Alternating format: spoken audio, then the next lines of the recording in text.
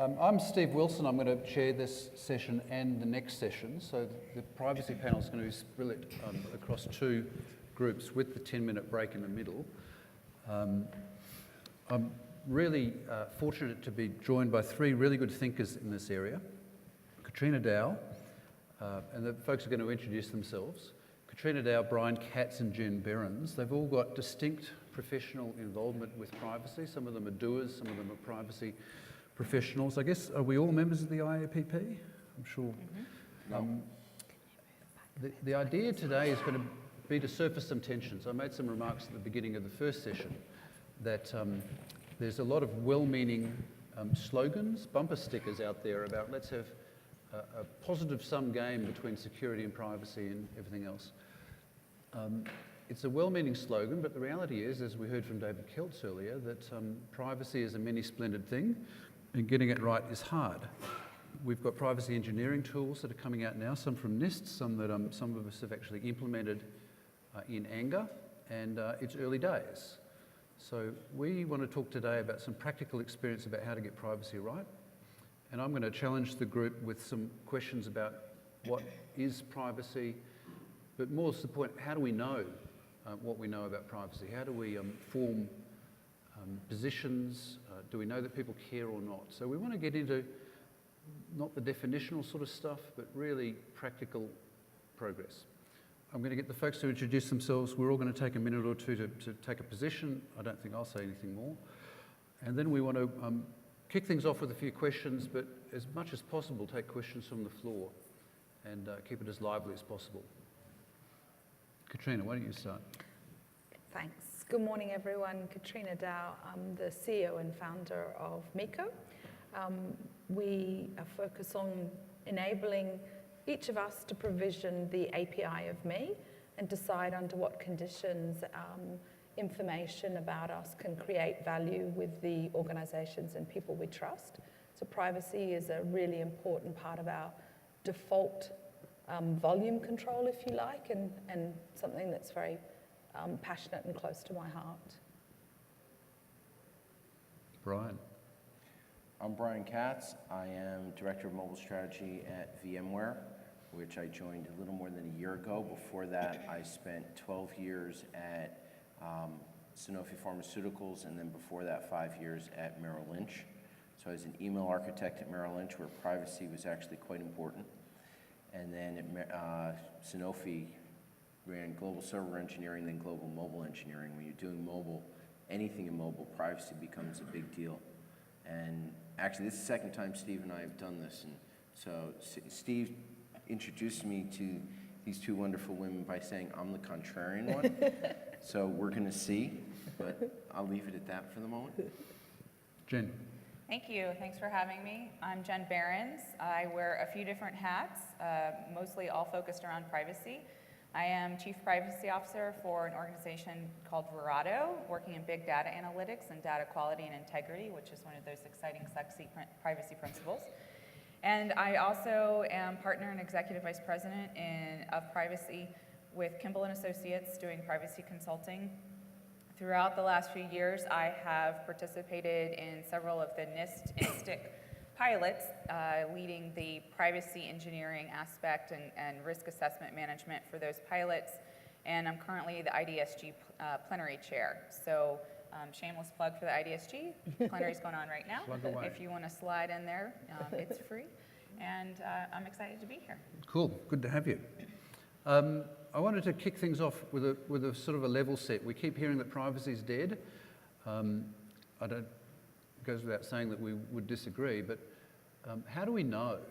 So, we have the big digital firms all the time are telling us that people's attitudes have shifted. I discount what Mark Zuckerberg says about privacy only because he makes billions of dollars off of a particular privacy setting. So I don't rate him as a sociologist. I think there's a tiny conflict of interest. But his view is probably defensible because something's happening. So what do you folks think is happening, and how do we know? Like, what's the evidence for privacy attitudes? So much of this is context. If we really believe that's true, let's all get undressed right now. Let's take everything off. Let's rip all the doors off the bathroom. You first, but okay. Let's, not be concerned about a quiet corner to have a conversation with a partner or a friend. I think one of the real concerns about our leap into the digital world, and Doc Searles talks a little bit about the idea of clothing, doors, quiet corners as privacy-enhancing technology that we still hold on to. There is still something about us having an appropriate cloak around the context of things. And I think one of the difficulties is as we became connected and we jumped into sort of this socially connected soup, and back to Mark's comment, is that by stepping back and not being seen, it creates this opportunity for us to abandon socially acceptable behavior. It's part of the reason why it's easy to bully somebody online, because you don't need the courage to stand face to face with somebody. It's part of the reason why you can ask for your date of birth and your mother's maiden name before you've even said, hi, I'm Katrina, nice to meet you, Steve.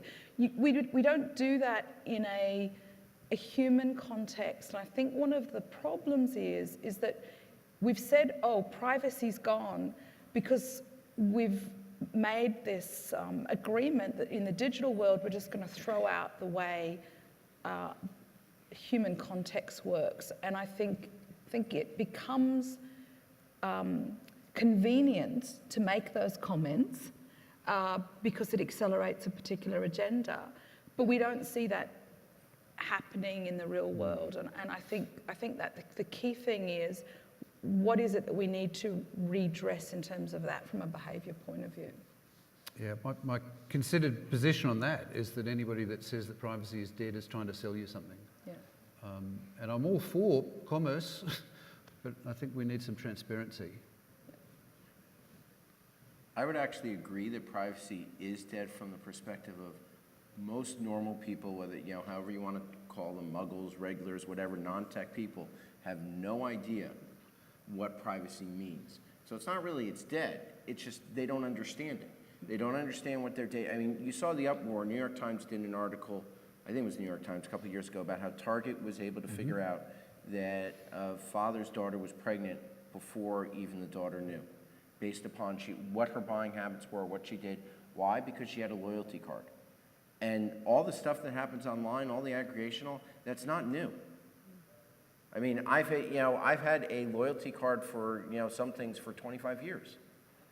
That data's there. People are mining it. People have been selling it. People didn't realize what you could do with that data and what you could get out of it. And it's just like, you look at Facebook and, you mentioned Zuckerberg's comment. People didn't realize that what they were sharing was going beyond a small circle of people. Yeah. So if you don't understand the consequences of what you're doing, it's not that they didn't understand privacy. Again, privacy wasn't born yet for them. They don't get that there's a difference between me talking to Katrina right now. She mentioned on stage yesterday, they know my favorite dog, they know my first dog, and apparently they're not the same. All these different questions that they ask you, and you haven't even told them that, which becomes very interesting. And anybody here who flies United actually put out 20 security questions. And they're the worst security questions I've ever seen, because it was a drop-down list. So if you're trying to break into somebody's thing, well, it's 20 choices for each question. And some of them are, what's your favorite food? Is it pizza? And I don't want to necessarily answer that honestly, but unless I'm going to record all those answers, what do I do when I come back? So, and their password things and all that. But I would stake the claim that most people have no clue where privacy starts and stops. And digital has only made it worse. So you've said that 3 or 4 times now, and I'm going to come back to you because I think you're making a category error. I think that people know all about privacy. What they don't know is what's happening to their data. But let's have Jen's contribution. So perfect segue. From my perspective, so I'm agreeing with everything, and I think that the nuance with privacy these days with consumers is that so there has been a lot of reactivity, both from consumers and the marketplace, in reaction to the big events. Those are the big hallmarks that call out the need for privacy and advanced security. And our consumers are recognizing that these breaches and the implications that the target and the dad and the daughter and all these things are happening more, and so there need to be more controls around them. And what I'm seeing is that our consumers are more savvy about what they need to know about privacy and what they need to hold the organizations accountable to. They're not necessarily sophisticated in that they don't necessarily know what's going on in the back end. Once Target has their data, they understand that that Target has their information, and that Target will be doing, and I'm picking on Target, so I don't hate Is Target in the room I here? love Target, actually. I never get out of there under $100. So they Target. understand that they are providing their information to enrich their customer experience. Same way I have given Amazon all my, and I would love a drone to know what I want, because I want it in 2 days because I paid my $99 for my annual membership. I am giving up some of my privacy. I understand, because I work in this world, some of the back-end negotiations that happen between organizations in order for me to get that enriched experience. Now, what I'm seeing from more and more consumers is that they're starting to actually do some checking in between competitor organizations, at least at the surface level, to see, now, if I read through the 9-page privacy policy, am I going to find that paragraph that says that they can distribute or sell or whatever? Sometimes consumers are actually starting to do this. In my role with both companies, I'm starting to get a lot more calls from end users who are going, I don't know that I said you could do this. Is this true? What is it that you're calling out on your website here? They're starting to ask questions, not necessarily understanding what's going on, but they're starting to do the digging. And that, I think, in our job is we are now poised well to help educate the everyday consumer to raise their understanding of what privacy is. And it's early days, right? I mean, I think that it must have taken decades for people to understand credit cards and money in that, modern money. We've only been doing this for, let's say, 10 years. And so, Katrina, I'm interested in what Miko's doing, because you are probably selling or planning to engage and appeal to people that already care about this stuff. So, there's a spectrum of views. Some people will like what you do automatically, but equally you will be training people and educating them about, making data more visible. If I understand Miko, it's all about helping people engage with their data and control where it goes. Yeah, absolutely, but I think it goes beyond that, and let me start out by saying privacy is really something that is close to my heart. But the truth of it is, except for the front-end adoption curve, it's not necessarily something that resonates across society, because people are busy parenting and going to school and wanting that app in 5 seconds, and they don't really understand the contract or bargain. Where we've started to realize the conversation really needs to shift for this emerging generation, who will be the most impacted by the last decade, the things we've been doing for the last decade, is this subtle but important shift from privacy to agency. Because the truth of it is that with the amount of cameras and the digital recording of your birth before you maybe even be physically born, social media, the fact that we are so connected as a society, digital natives now will be born into a world that will not be anything like the world we grew up in. The opportunity to be kind of off the grid will be it will be a concept, I think, that will be very hard for a child in 10 years to even understand what that means. So if we're moving into this networked world where some of the rules are shifting and we won't be able to wind back the clock, and that's what progress in the modern age, has shown us, then what we have to do is move towards agency. If at the end of the day, data, information, insight, getting something delivered from Amazon is the way the world works, then there are a couple of things we have to put in place. One, we need to get into the value exchange directly. And that's really the primary purpose of Miko, is enabling individuals to use their information in a privacy-preserving way with progressive disclosure to do the kinds of things that you do every day. Get books delivered from Amazon, apply for a credit card, book a holiday. And the basic tenet is that you should be able to do those things and only disclose the information that's relevant for the contextual transaction that you're involved in. And because you help lower compliance and you help the organization manage risk, and because you are being very clear about what you want and you're helping them manage their cost, you should be directly part of that value exchange. And from a privacy perspective, you can be lady XYZ, encryption string, as long as you want, who wants books delivered on a certain day to a certain place without being Jen. This idea that you have to have identity, the I, connected with the outcome you're seeking is really what we need to re-engineer. And I think that's the problem. We're still trying to solve a lot of the issues that we face right now with the context of last century, really. And so we have to move the I into the background, and we need to move the outcome into the foreground, and then work out what attributes and information supports that in a trusted, transparent way. Well, it's interesting, you said there's a lot of stuff to unpack in there, starting from the end there. I think the outcome is what most people focus on. It's not the outcome if I gave my data, it's where are my books? Yeah. Where's the stuff I bought, everything else? And, I can't go on a street and give someone $5 to give me their social security number. What I can do is say, I'll give you 10% off of your first purchase here. Give me your social security number, give me where you were born, give me your mother's maiden name, all that stuff, 10% off, no problem. And it may be less than the amount of money I was going to actually give them to do that, because they see a value in that. They know that when you go for, say, here's $5, they know that you're doing it because you want that data, not because you're actually giving, you care that you gave them $5. It makes sense to you. I think what's interesting, if I go further back, is I have two teenagers. One just finished her freshman year in college. They're very clear on privacy, and it's very different from the way we are. One of my daughters is very rarely on Facebook. The other one uses Facebook just for enough. They use Snapchat, they use Instagram, but they're very careful about what data they give out. They're very careful what they sign up for.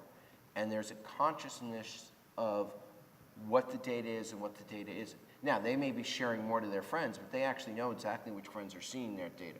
Which friends they're getting naked with and which friends they're not, they know. I may not be comfortable with that as their father, but that's a whole nother story. And I think that we're growing in that. So while I think you can't get off the grid, I think the awareness of privacy for the younger generation is absolutely there. They're better at context management. I think that's the difference, the shift. They're adjusting in that way. Jen? And I think what more generations are more comfortable with is the depth of their participation as their data navigates through the systems. So I think a lot of the troubles that we've seen historically is that people, and even myself, I will participate in the initial consent, and then I haven't followed it too closely until recent years when I've started playing in this world a lot more. And I think people are now getting in deeper and looking at how they can manage that control over their information as their data flows through that journey. That the back-end systems are all connected and exchanging their information. And so I think that depth of participation by consumers and end users is very important and is helping the business shift their paradigm too about how we hold privacy and value the people's information coming into it. And what's interesting in the US is, if you look at it, the government is very strict on some privacy things. If you look at HIPAA, for example, and HIPAA is what for the audience?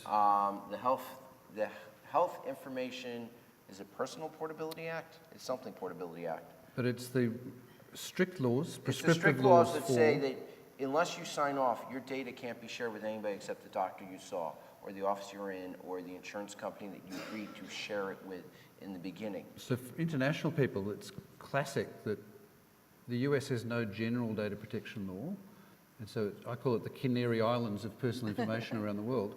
But in banking and child protection and healthcare and video rentals, there's very specific and very strict laws. And what's so interesting about that is the outcomes that people want are very much based on, I actually want to share my data. So I was doing a case study with some people, and it was a room of people from different industries, and someone said to me, I would love if I have diabetes, if my doctor saw it and my insurance company could tell me when I walk up to this machine and I use this app, here are the drinks you want to order, here are the drinks you can get here that will keep your blood sugar where it should be. And this is good for the vendor because they're still selling you a drink, but we're going to keep you healthy. We're actually going to help you live longer. All outcomes that people want. And the difficulty to get that data out there, whereas if I go to Target and a few other places, because they've aggregated data from all these other things, not only will they know that this person's diabetic, they know what strips they bought, they know what they probably had for dinner the other night because they paid with a credit card, they know what their blood sugar level was because they actually had to buy more insulin, not less, and yet none of that's under HIPAA. But your doctor can't talk to another doctor and all these other things, and these data flows and this participation outcome, people care about outcome, I think. I agree completely, and I think one of the other problems is we have this weird thing in the background. So we have these silo laws around health and finance, and then we have this twisted DNA of behavior and credit card number. So you're buying the sugary drink, whatever it might be, you're using the credit card, and those things are treated in silos and managed in silos, but then there is some kind of loyalty program at the back end that's doing the matching of those things. And again, the problem that we need to solve is how can I go up to a vending machine and get some information that doesn't have to say, I'm Brian. It just says, I want to understand sugar content, yes or no, good for me, yes or no, within a specific context. And so I think where we're going to start to see pushback, and rightly so, is around the opt-in to everything. I love my airline, and there are some things that I really am happy they know. I'm happy they know my food preference. I'm happy they know where I prefer to sit in the aircraft. And I really want my statement in terms of my points and how I'm progressing in terms of what they offer. But to get that really important content, I'm also opted in to every partnership they have. So in order for me to get my statement data, which is really meaningful, and I look forward to receiving on a monthly basis, the trade-off is I also have to be part of every hotel group they partner with, every wine club, every luggage provider, and so honest, you're not complaining about the wine. No, we had this conversation last night.